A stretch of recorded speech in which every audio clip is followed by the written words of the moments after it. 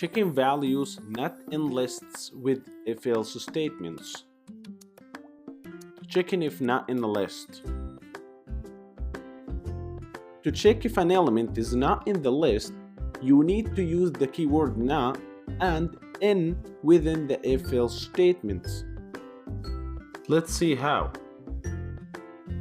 Okay, first go to brackets.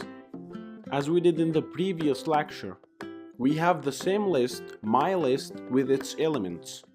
So now, let's make a new way to check the elements, such as to create a variable called name and assign it with a string mark.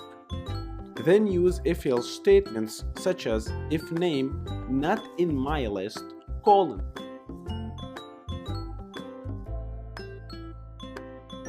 Then print name dot lower member function plus string space plus string it's not in the list. Lower member function is not required of you to do it, but it makes your code nice. Then type else colon print it's in the list. Then try that in the terminal.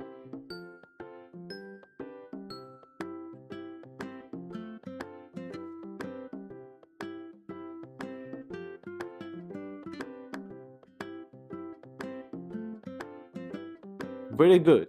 As you can see, Mark is not in the list.